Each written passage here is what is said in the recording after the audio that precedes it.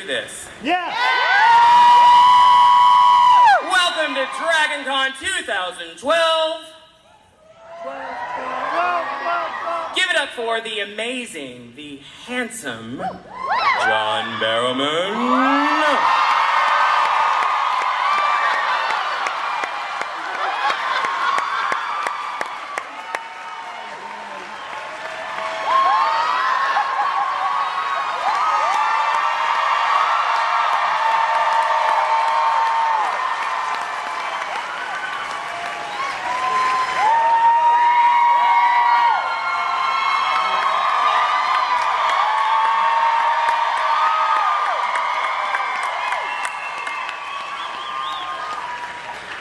I love it. First of all, when I do shows all the time in the UK, we always have signers, and I always get them because I know one thing to do in sign language, and I'm going to try and do it. I'll probably get it wrong.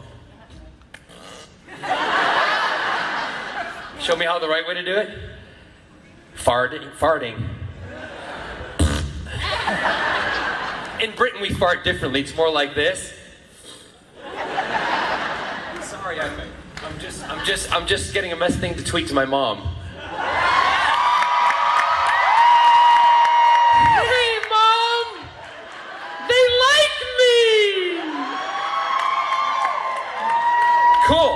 Hi. Hello. How are you? I'm great. Thanks for being here. You're very welcome. Thank you for having me. Anytime.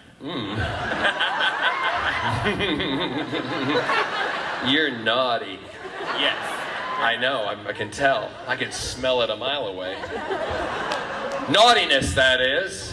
Thank you all for coming, by the way. I really, really appreciate it. It's really overwhelming to know that this many people are interested in the shit that I have to talk about. Well, I know that we're going to do some Q&A for you. You ready? Great, yeah. Excellent. Where is my microphone aficionado? I like to go right to the question. There you go, right over there. If you would line up right over there, please. The reason that we're here is for you guys and to ask the questions. That's what it's all about for this weekend. And Absolutely. I'm sure you have some things you want to ask. Oh, yeah. 9.5. Some arrow, maybe? You didn't even get that, right? I said girth. Girth? Yeah, both. Does that make it square? 9 by 9, it's a big block. That's why they call me Squarehead. Yeah. I love it. Oh, everybody's like, wow. Like you didn't expect that. Right. What's our first question, please? Hi. Hi, speak up. Okay. Love ya. My question is, Jack started out as this really great omnisexual guy that would sleep with anything alien, human, man, female, whatever. I know, I was him. And it seems like as the show went on, he became more of a gay character. Well, And yeah. I wanted to know your thoughts on that. Like, was that you putting that in, or was that more of the director? I only put it in things that I really am concerned about. You know what'd be great? Can we have the house lights up a little bit so I can see everybody's faces? I can't see anybody. I'd love if we could do that. But well, Jack was, we never really discussed Jack's sexuality when we were, putting the whole thing together. But in the writing of it, the first in Doctor Who, when he smacks the other soldier on the butt, that's the clear indication. And the doctor then turns to Rose and says, she says, maybe I'll go help him out. And he goes, he's not. Thank you. Hi, everybody.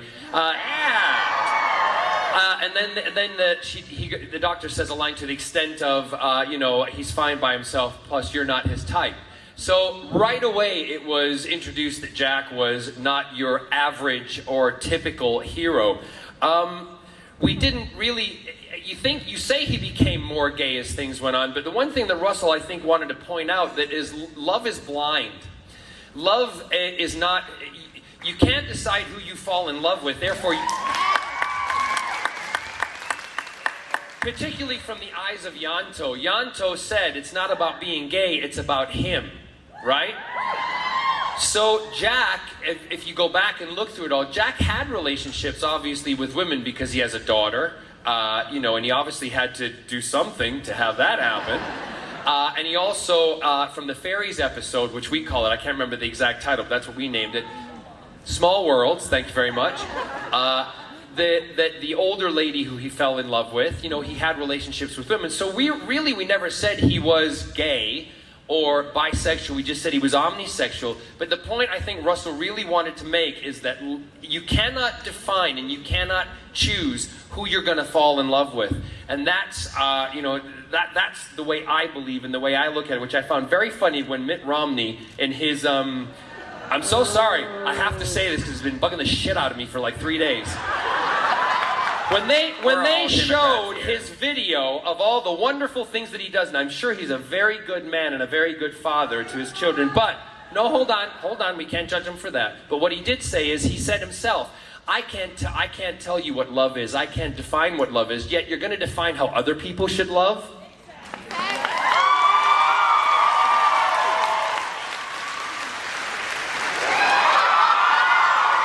John Barrowman, President, 2012. Yeah. Hey, if I ran the country, we'd have a shitload of fun. And we'd be out of debt. Oh. Anyway, sorry, go ahead. Thanks for that question, though. That's good. Hi, John. Hi. Love you. Love you, love you, love you. Thank you for finally coming here. Look at what...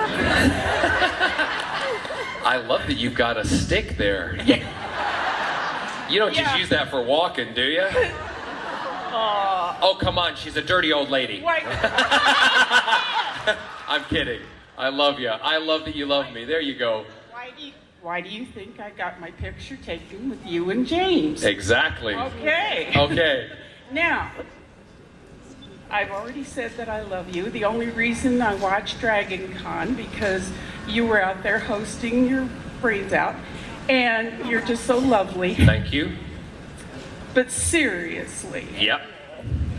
the white belt? Oh. Are you insane? Oh, was that was on G4? Yes. Well, The orange shirt and the white belt. I thought, honey, please. well, obviously, there's no gay man inside you. Well, some of us girls. I know. Too. Was it a production budget? No. Actually, it was my own belt. Well, do you know who Herb Tarlick is? Who? Herb Tarlick from WKRP. In series. Cincinnati. Well, maybe it was my homage to him. God, I hope not. I'll tell you what, I won't ever wear the white belt again, all right? Don't worry. That belt cost me a fortune. Well, it is almost Labor Day. Yeah, it is. Next question. Next question. I know you've seen the guys in kilts, and you may have heard there's a woman here with a leaf blower. Did you by chance bring your kilt, and/or do you have any funny kilt stories for any of us? I didn't bring my kilt, but I've already looked up one guy's kilt today, and let me tell you, yeah, there he is right there.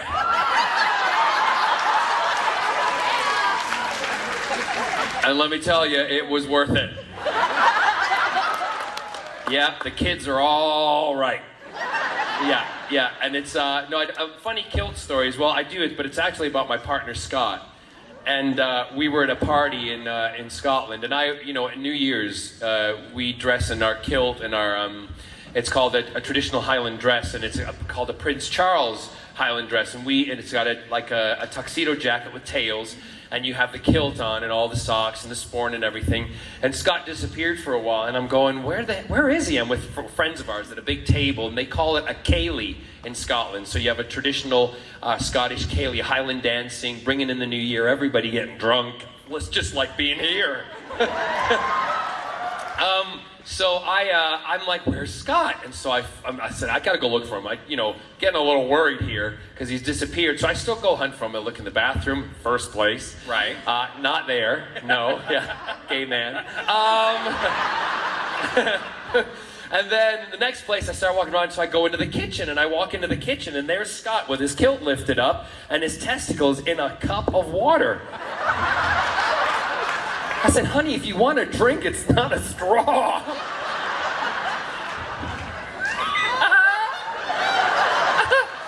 I said, what is wrong with you? He said, I didn't realize these things are so hot. He said, I gotta cool myself down. I said, well, you could have put a wet rag on your forehead. He said, but that's not as much fun. Oh, yeah. So I said, we gotta get back to the party here. I'm thirsty.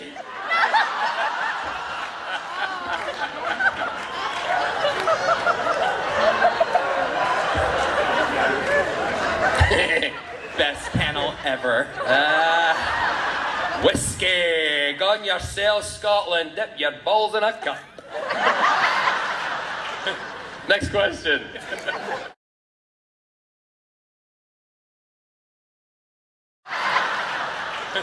Next question.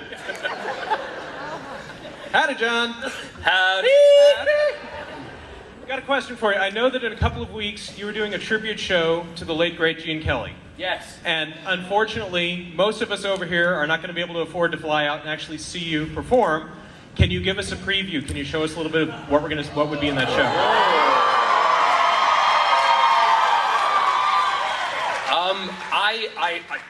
We're not. It's on the radio, so it's being done with the BBC BBC band, the big orchestra they have, and it will be a live Friday night is music night broadcast. But generally, if those of you who might want to hear it, you can go to my webpage or join my Twitter page because I know some of my fans and followers on there tend to, shall we say, emulate the performance, and somehow it gets reproduced, which I don't condone, but I love the fact that everybody shares it. So you might be able to persuade someone to do that. Let me think. I don't even know the set that I'm singing yet because I haven't started rehearsing. Let me think of something. For all we know, our love is here to stay. Together we're going a long, long way. In time the Rockies may tumble, Gibraltar may crumble. They're only made of clay, but our love is here to stay.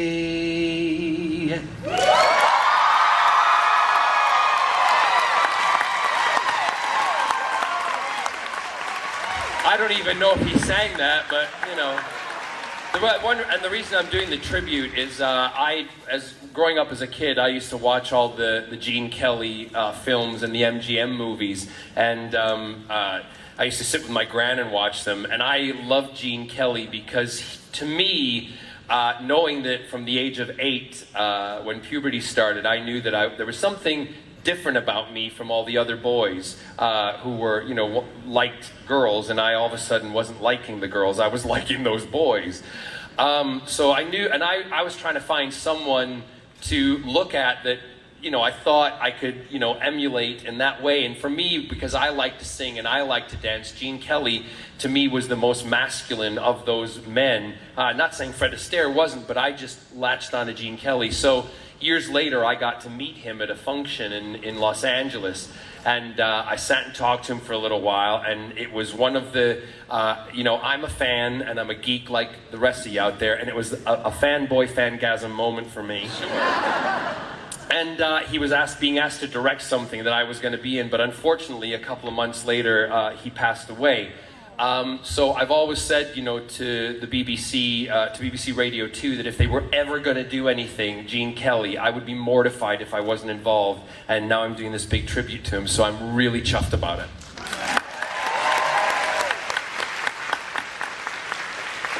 Did you have the chance to tell him? Oh, did I have the chance to tell him? I was gushing. I literally sat, and he probably looked at me like, I was some, we call it, for those of you who don't know theater and stuff, those of us who dance and sing, there's a slang term, it's called being a hoofer, right? And he probably looked at me thinking I'm a hoofer, but in Britain, I'm just a big poofer. But it was a really great moment, and it's one of those moments that, I've written about that they're logged up here that I will never ever forget. And which makes it great, because I'm so chuffed that when you guys and certain people, and you know who you are, you've come up and said things to me that I've been an inspiration, that I've helped you in situations. In fact, somebody came out to me while we were doing our photographs, and she said, you're the first one I've come out to. And I was so honored at that. And, and she said, I just wanted you to know because you're an inspiration. So for me, those moments, I totally get it, and I totally appreciate it because I have had those moments myself. Captain Jack Harkness. Speak it up a little, please. I actually crocheted a Captain Jack Harkness recently, and I put it in my Etsy shop because I had to come to Dragon Con, and so I had to sell my Captain Jack Harkness doll. But I'm going to crochet it again, and I have a friend who's going to take a picture. I want to make sure I get the rear of the year exactly right. So, yes, please.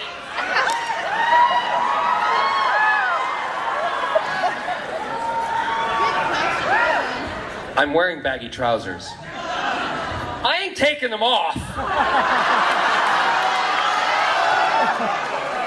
All I'll say to you is watch this space. 15 minutes, don't worry. All right? You will get to see what you want to, but just patience.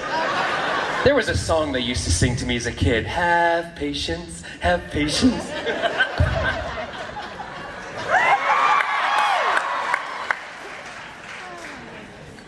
Next.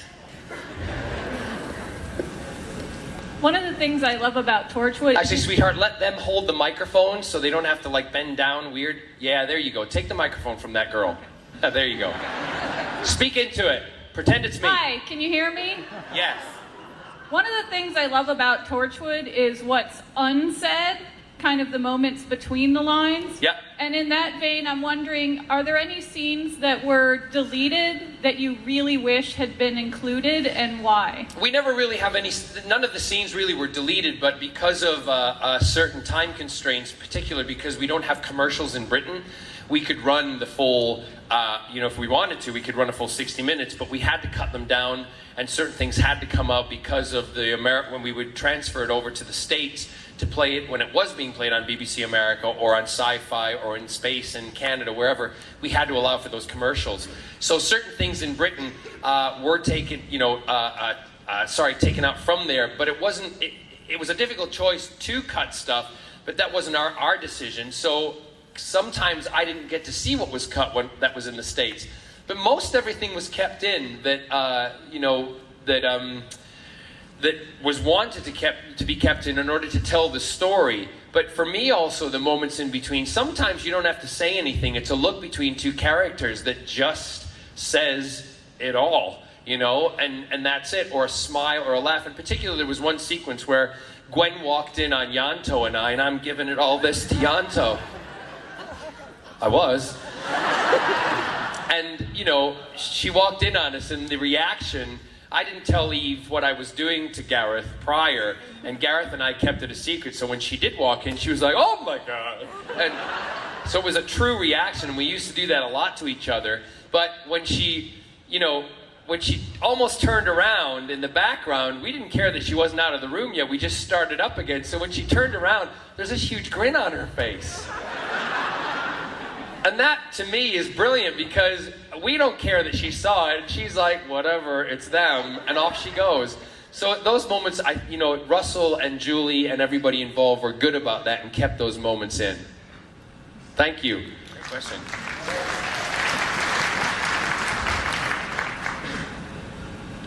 Hello, John. Hello.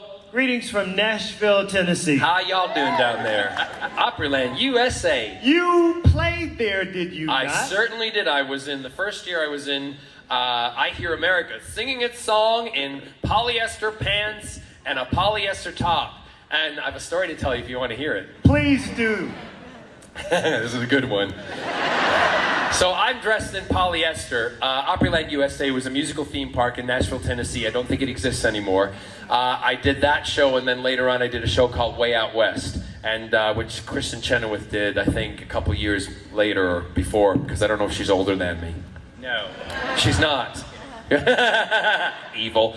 So I'm dancing, and I'm singing a song. I'm going, I got music, I got rhythm, and I need a fart. Okay? I got my gal, who could ask for anything more? I got daisies in green pastures. I got my gal, I feel heat. Honest to God, I felt warmth down my leg. I'm in white polyester. But like a true professional, I keep on going. I got my gal, who could ask for anything more? People in the front row are going, honey, is it raining? Oh my God.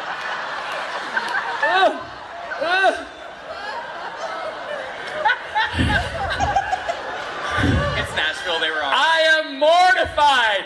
So I start kicking and I'm leaving a trail all the way. And I get off stage and there's my goddamn understudy standing there with a big smile on his face like that. He put X-Lax in my drinking water.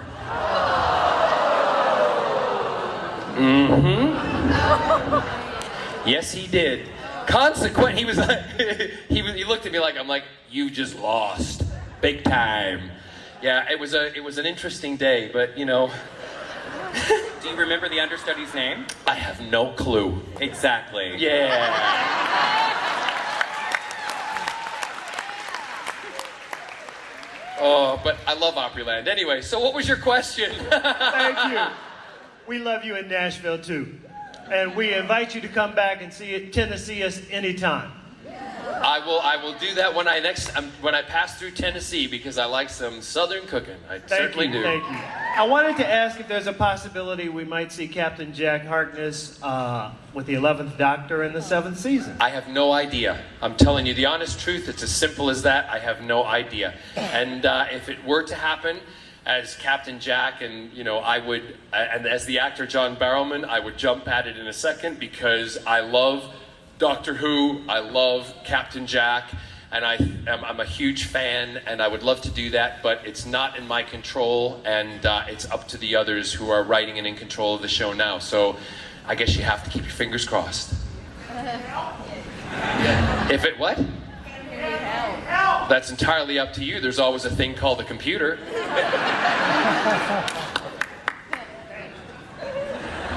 Next. Hi, John. Hi. God, that's loud. Okay, so I have a question. Okay, what? It's kind of bad. It's bad. There's... I was going to say, is it appropriate? I've just talked about shitting myself, so... So there's a picture going around the internet of a man's genitalia on a bun. Yes, it's not mine. I can tell you that right now. Oh, darn it! That's what we wanted to know. Well, number one, I can tell you because I'm not a redhead. Number two, I'm not Jewish. And number three, mine is much bigger. 9.5 by 9.5. And you naughty boy for looking at those sites. What's your name? That's awesome. I love it. They said to me, what don't you want to talk about? I said, I'll talk about anything. Don't worry. Anyway, and then next question.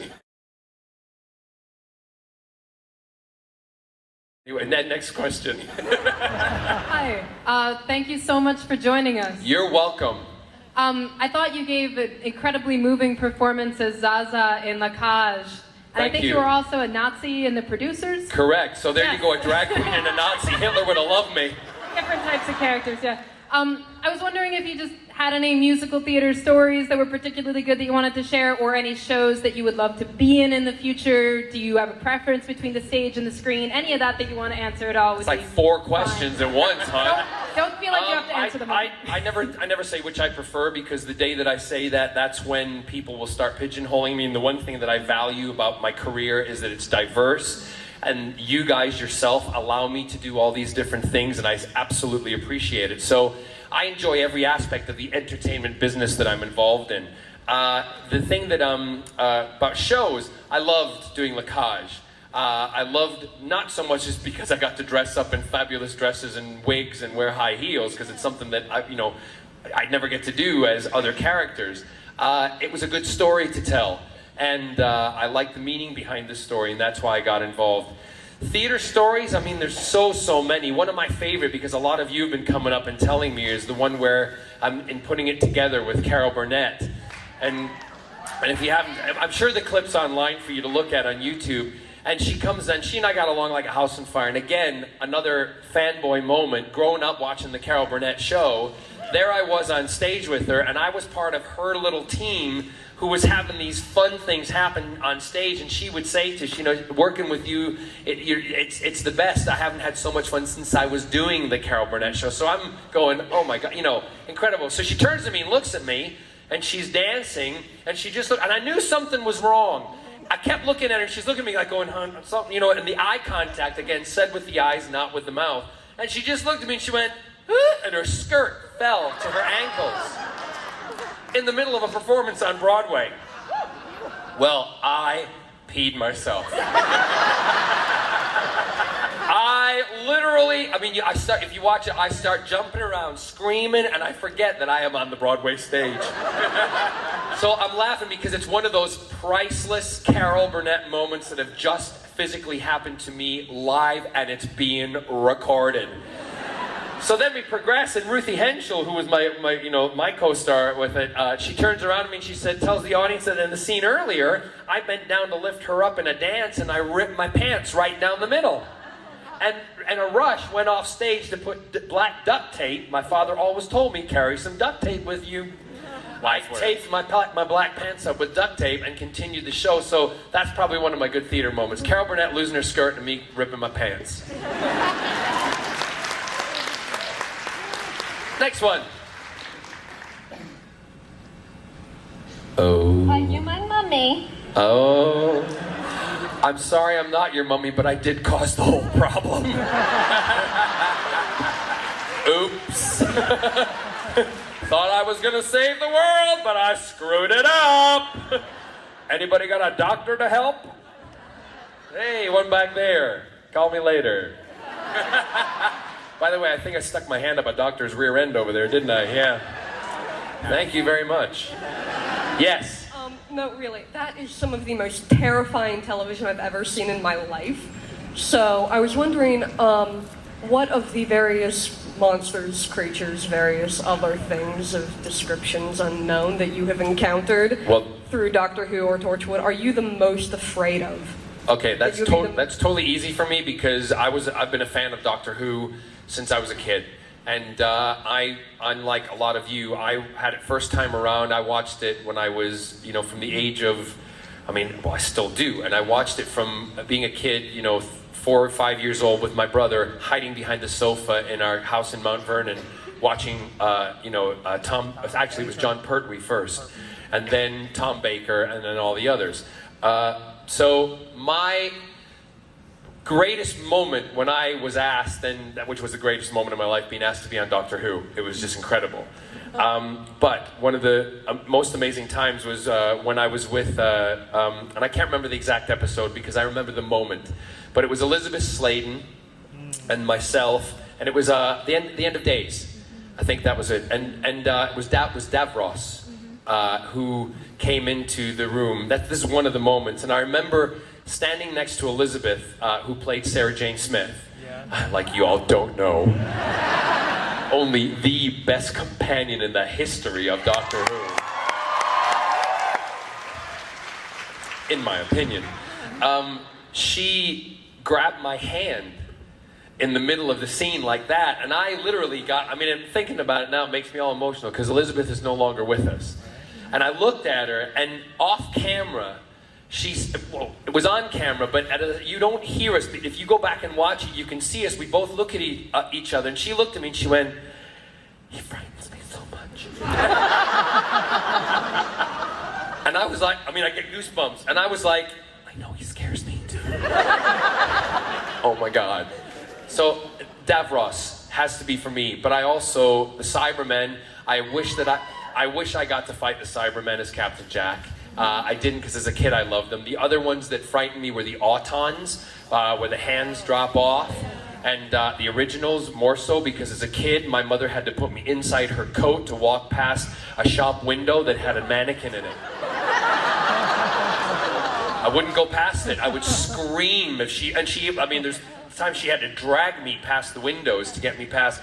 So again, for me, it was like, as soon as I saw that first episode of Doctor Who with Billy and with Christopher, and it was the Autons. I already knew I was going to be Captain Jack at that point, but I couldn't tell anybody. I was, again, just gushing inside because all these creatures and monsters that I loved as a kid and was terrified of, I might have the possibility of encountering and fighting. Gotta love the Daleks. I've got the Dalek that shot me as Jack in my front hallway in Cardiff. And it's animatronic, so when you come in, it turns and looks at you and says, I can't do the voice, but it goes, "Welcome to House of BARROWMAN. Nice ass. Shake that booty." I've got all the voices, all the recordings to do it, and Nick kindly did them all for me. So it's the most awesome thing. I have to turn it, I mean, when the kids come in, it scares the crap out of them. The best time at my house is Halloween, because if someone comes and knocks on the front door, oh yeah. Talk about shitting yourself. Even the postman's not scared of my dogs. You can see the first time I opened to accept a package from the postman, how many times would you think I would say that one? Always. And the postman was like, "Ah!" So those are my favorites. Thanks for asking. Hi, Wonder Woman. Hi. I love your shirt, Incredible Hulk. Closer, thank you. I love your shirt, Incredible Hulk, and that actually has to do with the question. No, from there I might look like the Incredible Hulk, but it's Iron Man. Oh, we thought it was. Sorry. Iron Man is It's all right, awesome don't too. worry. Wonder Woman has got invisible airplane, but her sight is bad. It really is. Well, first I just wanted to say you really are a complete inspiration. But I asked Gareth this question last year. There's been a new superhero movie every third Tuesday. Yeah. So if you could play any superhero ever, who would it be? Well, I mean, I have to say some of those roles have already gone, and I'm probably too old to play any of them now. I would love to. I love Iron Man. I love Captain America. Most of the Avengers I love. I don't know. Maybe there's. To be honest with you, I got to be my own superhero in a way, and I don't dream about playing others because I've helped create one of the best, the most lovable action heroes who has been an inspiration to a lot of people, and that is Captain Jack Harkness, and that's who I am.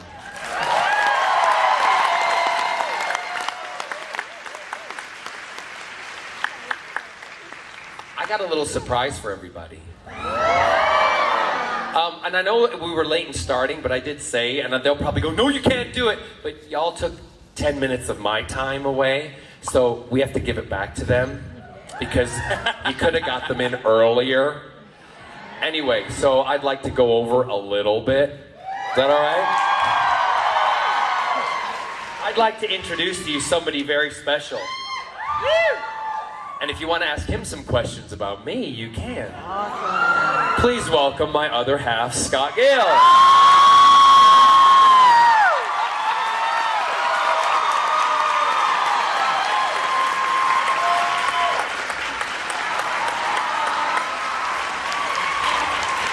Now, I have to tell you, he's not used to this, so bear with him, and he's not media savvy, so what comes out of his mouth, I can't guarantee. Okay. Question, sir.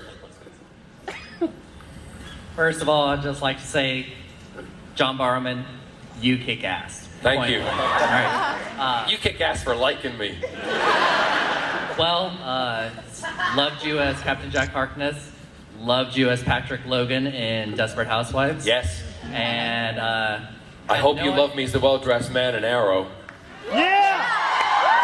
Of course. Oh, he's saying the role. The well-dressed man. My main question is, what was your absolute favorite part about playing Captain Jack Harkness? And was it kind of awkward working on the set of Desperate Housewives with all that cattiness? Well, I have to tell you, there wasn't much cattiness.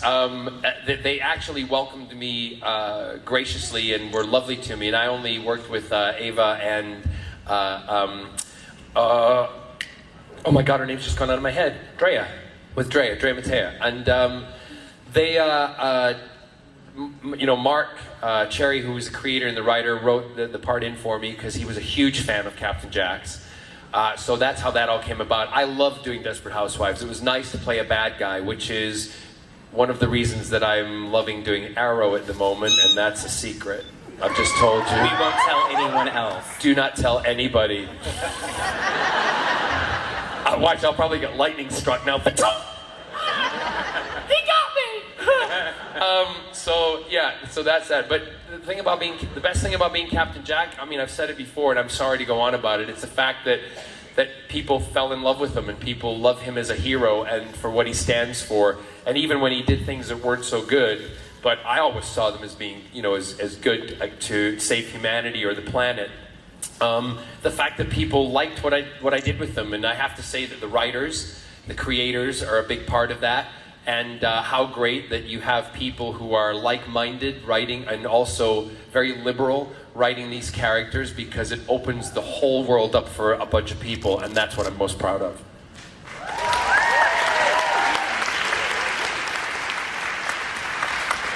Do you want to show them our other surprise? Come here.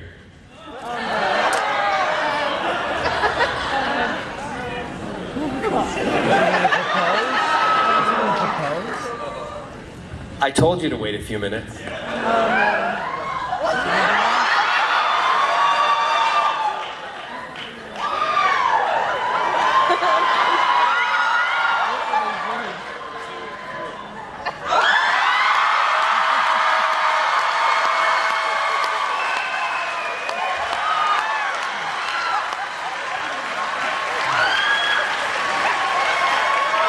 Wow.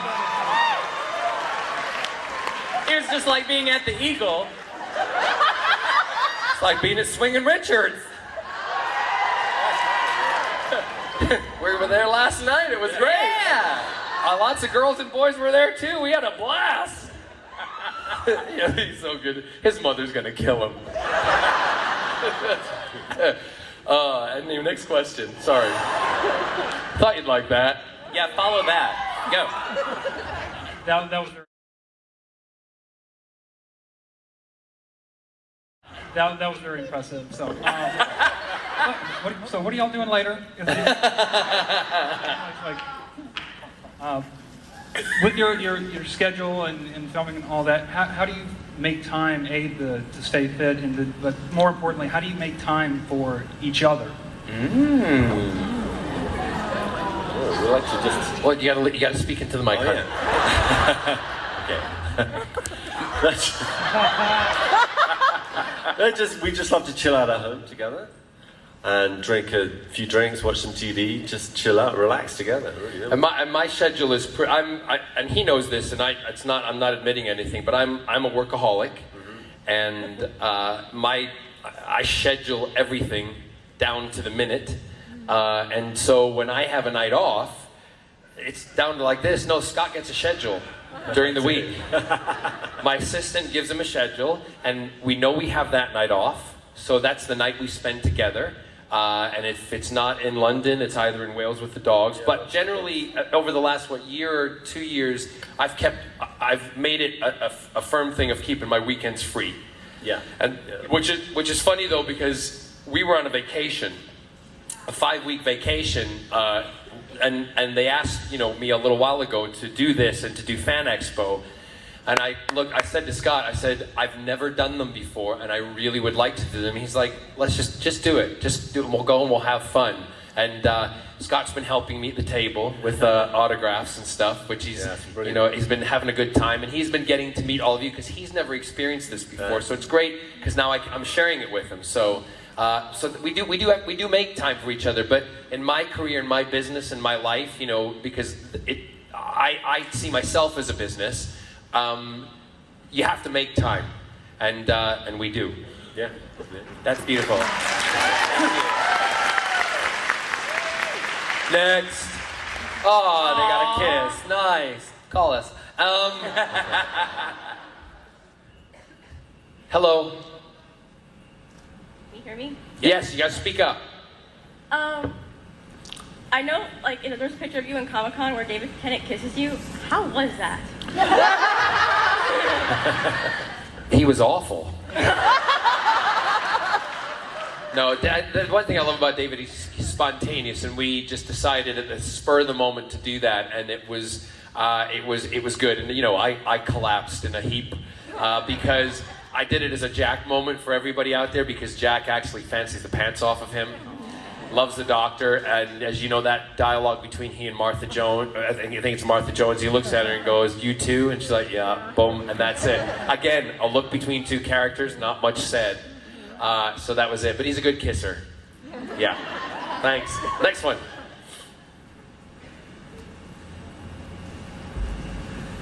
Hello? Yeah, hi. Hi. First of all, thank you very much. You're welcome.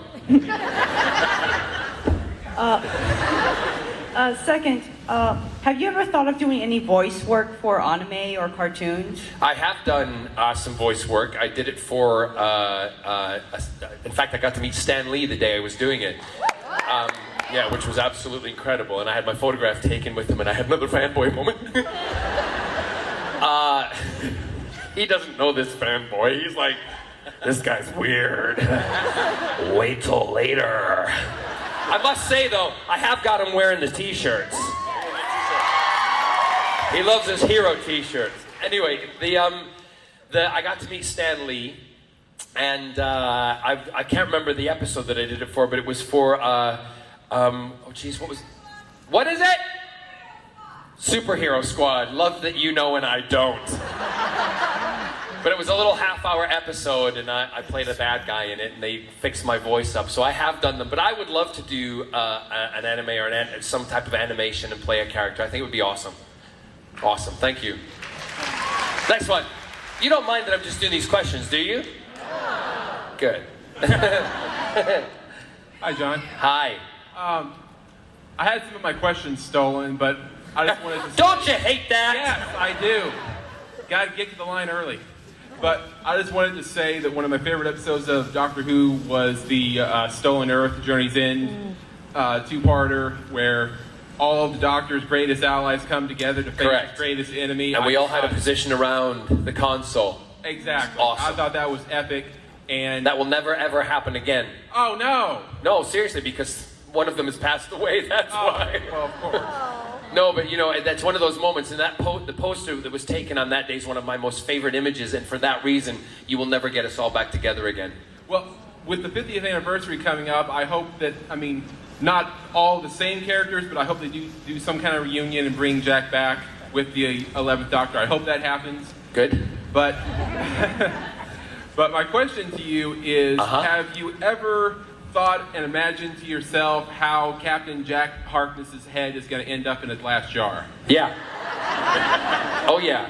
And it's probably going to, because he's going to strangle me so hard and pull my head off. Yeah, no, Jack does say at one point, he says, maybe I'll put my head down on a railroad track. I haven't died that way before and see what happens. But again, it doesn't really make sense because as you saw in certain episodes of Torchwood, if he's been blown up and annihilated, his body parts and the blood and everything just comes back together and rebuilds him. So I am as clueless as you are, but I'm intrigued because I'd really love to play that big. That's the voice I would love to be. I actually said to Russell one point, and it wasn't going to happen, I said, but wouldn't it be great if you made my voice the face of Bose? And then remixed it and nobody knew that it was? There's a little egg for you. Next one. Hello, sexy. Hi, speak up. Hello, sexy. Hi. Hello, sexy. All right, I'm gonna ask 2 questions. Let you pick which one you want to answer or do. Okay. So when you were on the Nerdist, you kissed one of the co-hosts and then asked the host if he got jealous and then kissed him on the lips after he said he wouldn't. Yeah. Well, obviously you have an other, so you won't do that, but would you at least give me a hug? Aww. Look, and everybody else is going to be so jealous of you. You don't want me to do it?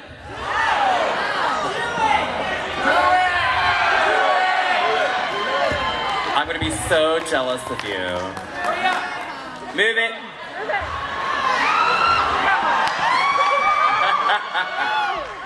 Aww, yay!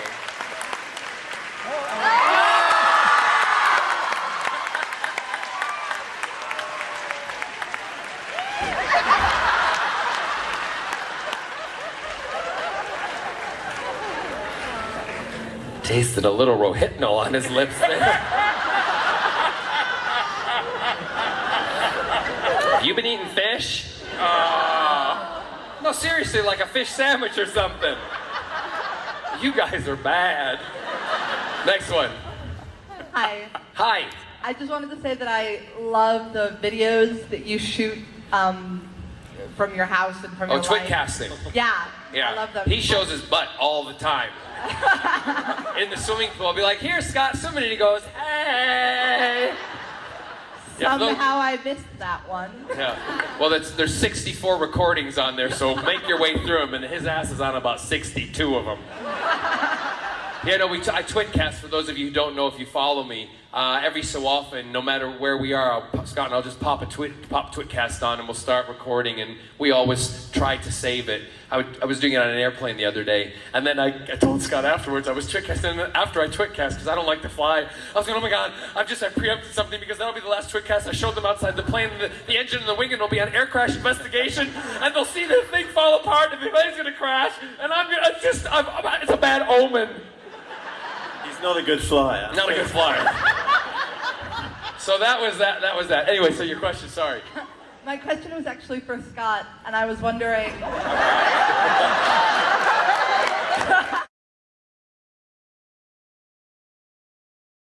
Really just like, oh, stop it. And have there always. ever... And He never does stop it, though.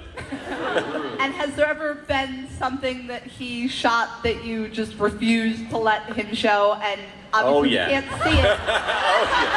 But could you tell us what that was? Say that again, what? Has there ever been anything that you shot that he said, no, you cannot post that, absolutely not, and obviously we can't see it, but could he tell us what it is? Girl, let him answer! I know there'd be quite a few things that stray into shot by accident. Oh yeah, but they don't stray. I don't go like this. Here, look at this.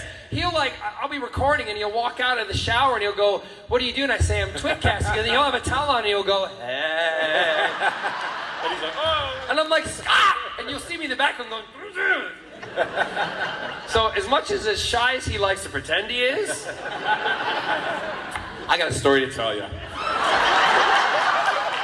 We were traveling from Florida. We decided to go on a little break, and we visited my parents. And this was before we were fortunate in the way to have funds that we were able to afford certain things. Right? We were poor, and we were driving up to Savannah. And we had a limited amount of cash, and my cash card would not work in any of the machines.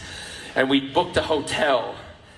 And we didn't have any money to pay for the hotel, and we were trying to have a nice time and a date night in this hotel, and we're in Savannah, and I said to him, we're gonna have to find a way to get some cash. And so I went to the concierge, he had a glint in his eye, and I said to him, do you know of any gay clubs around town? And he went, well, actually I do. He said, you go down by the docks, and there's a couple of different clubs. And I said, well, let's go down and see what we can do, to muster up a little bit of cash. So Scott and I went, so we go down to the clubs, and we must have been in our 20s. Yeah, something. Yeah, a long time ago. It was a while back. And we get to this club, amateur strip night. Hallelujah, praise Jesus. So I said to Scott, right, we're going in. So we go in and we introduce ourselves, and some people at that point had recognized me still, from theater and stuff, and that kind of thing, but not as well known as I am now, because I could never do it now. Actually, we'd make a shitload of money now, wouldn't we?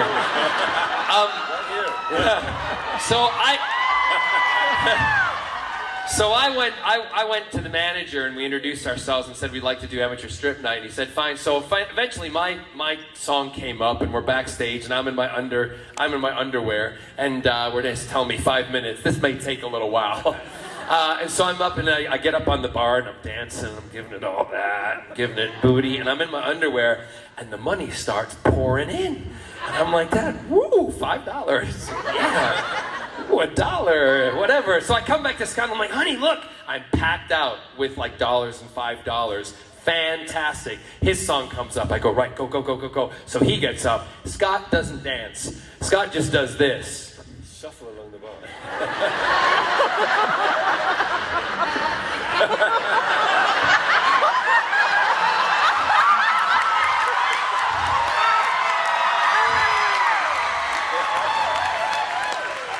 And I'm watching him, and the song finishes, and I'm backstage getting dressed, and he comes in and he goes, "Hun, that was great. Look at this." And he's packed out, and I go, "What, ones and fives?" He goes, "No! 50s and 100s!"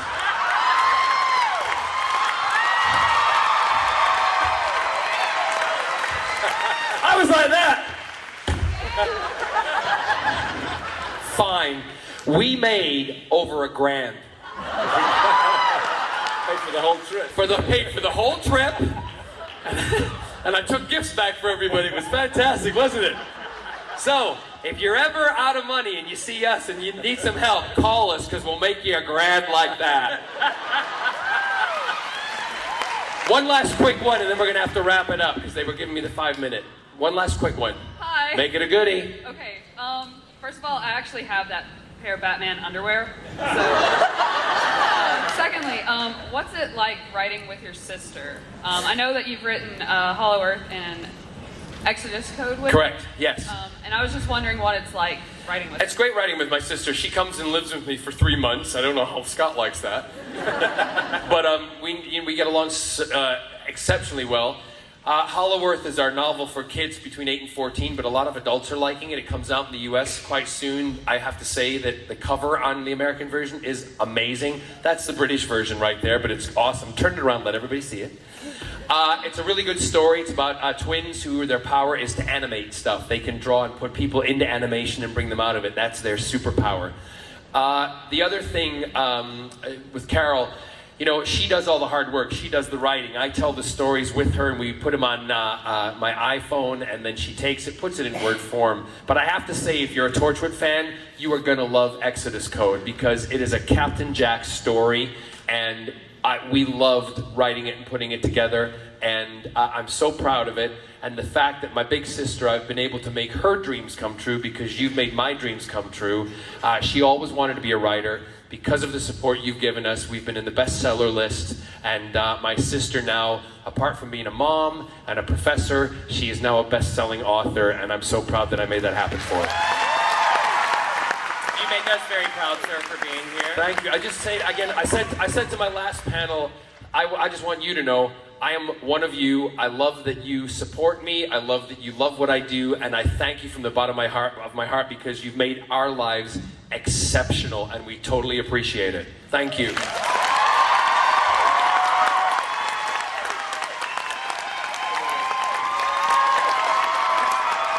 like the new presidential couple.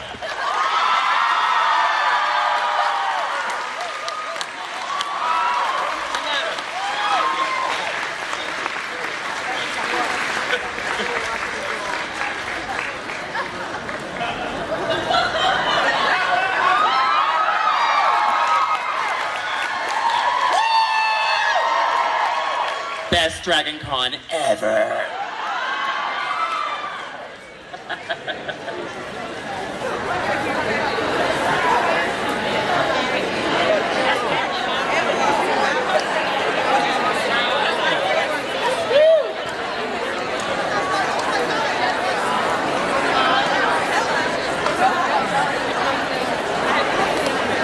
Thank you for attending this panel.